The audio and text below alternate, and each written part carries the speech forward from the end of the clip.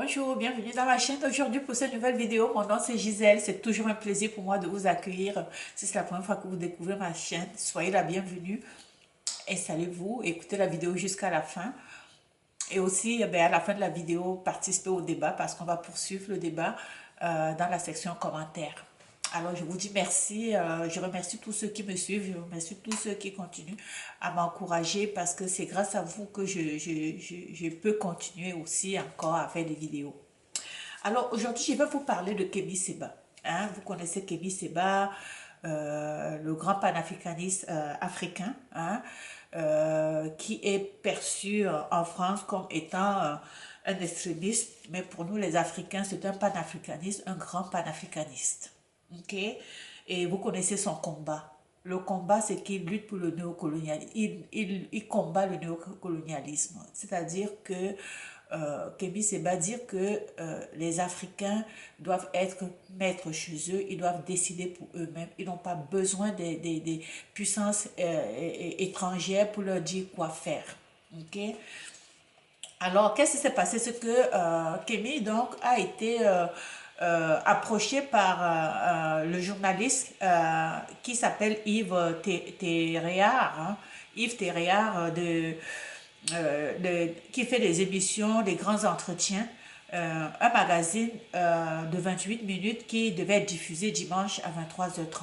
Donc, Kémy a été interviewé et le but de l'émission, c'était de parler de l'avenir de l'Afrique. Ok, effectivement, je pense que pour ce genre d'entrevue, Kémy Séba était vraiment la bonne personne à participer à cette entrevue-là. Alors, seulement donc, le fait qu'on l'ait invité à cette entrevue, ça a suscité tellement de réactions en France que il y a un parlementaire qui a donc qui a fait objection. Il a fait objection par rapport à cette entrevue, à la diffusion de cette entrevue. Et il a même dit que Kémy était le promoteur de la Russie. Ok, je vais vous lire exactement ce qui a été dit. Alors vous allez voir que ce n'est pas vraiment du tout ce qui caractérise Kémy Séba. Ok, voilà, donc la chaîne parlementaire a décidé donc de déprogrammer une émission prévue dimanche 12 mars soir avec le franco-béninois Kémy Séba, un influenceur décolonial pro-russe. Maintenant, on l'appelle pro-russe, ok? Voilà, donc vous voyez, chaque fois, on va toujours essayer de lui mettre encore des choses, de lui coller des affaires sur le dos pour créer encore une sorte de peur ou bien une sorte de non, quelqu'un qui doit être tenu à l'écart. Ok, donc parce que maintenant dans la vie, c'est que si tu dis que tu es pour la Russie, tout de suite, ben voilà, tu es tout de suite marginalisé. Alors pour le marginaliser davantage, donc on dit qu'il est pro-russe.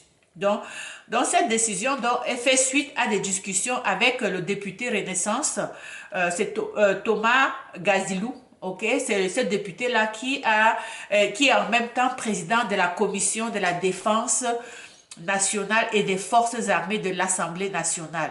Donc, il a annoncé la chaîne de services publics sur Twitter. Ok, donc après discussion, donc ils auraient donc demandé donc que ce soit que l'entrevue qui a été préparée par le journaliste, que cela ne puisse pas sortir. Ok, et en plus, il dit qu'il a été tout simplement un lanceur d'alerte parce qu'il veut que les gens n'oublient pas que Kémy Séba supporte la Russie. Bon, voilà, c'est tout ce qu'il dit. Il a juste voulu attirer l'attention des gens. Kémy Séba, on va toujours le décrire comme étant le suprémaciste noir qui dénonce notamment le néocolonialisme des puissances occidentales en Afrique. Bon, le problème est que Kémy Séba n'est pas un simple militant politique. Ok? C'est ce qu'il dit. Le monsieur, il a insisté, il dit le problème, ce n'est pas ça.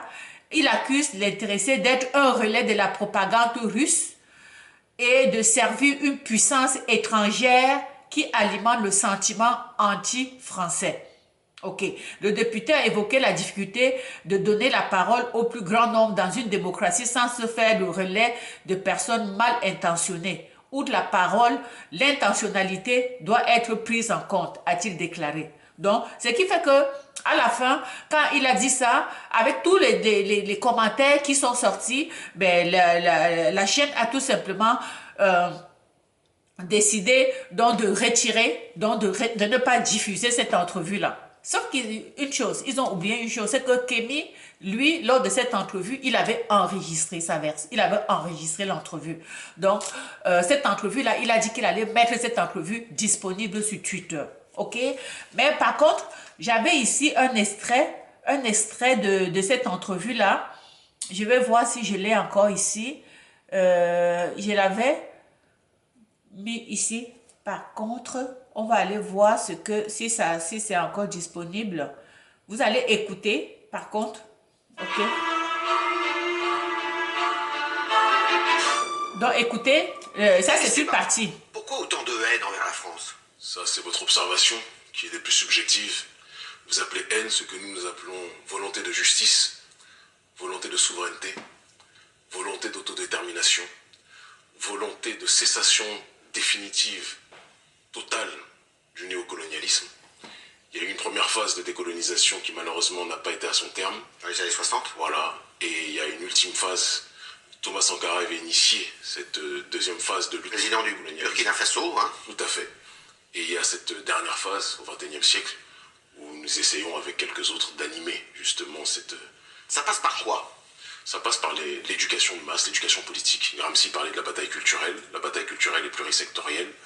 Et la démarche qui est la nôtre passe par à la fois les mobilisations de masse, l'éducation de nos populations sur les terrains de la géopolitique, de la science politique, la sensibilisation sur les questions du néocolonialisme par le biais des bases militaires, par le biais du français. Il faut que les bases militaires se retirent.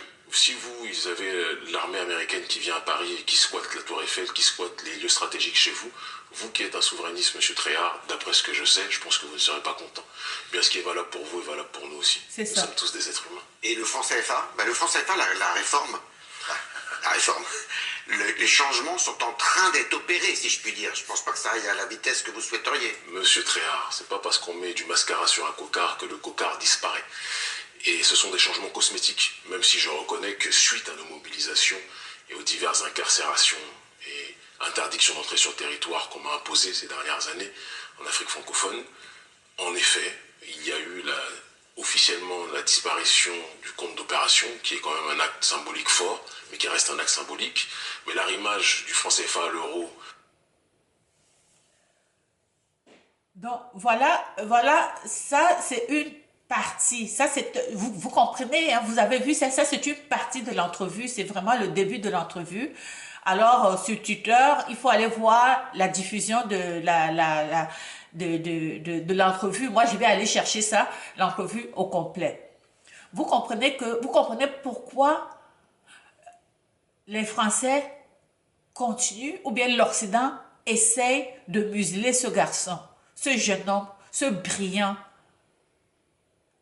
garçon, ce brillant fils africain. Il maîtrise ce dossier. Vous voyez que son combat, ça vient du fond du cœur. Et nous aurions besoin en Afrique plusieurs Kémy Séba comme ça pour que les choses changent. Pour que l'Afrique soit reconnue, que le tort qu'on a causé aux Africains et qui continue aujourd'hui à hanter l'Afrique, il faudrait de Kémy Séba comme ça pour que un jour qu'on puisse réclamer une réparation des torts qui ont été faits aux Africains. Ok? On essaye de chaque fois de le peindre comme étant le méchant, quelqu'un à ne pas approcher. Vous savez quoi? Parce que c'est un grand homme, Kémy Séba. C'est un grand homme, un brillant garçon.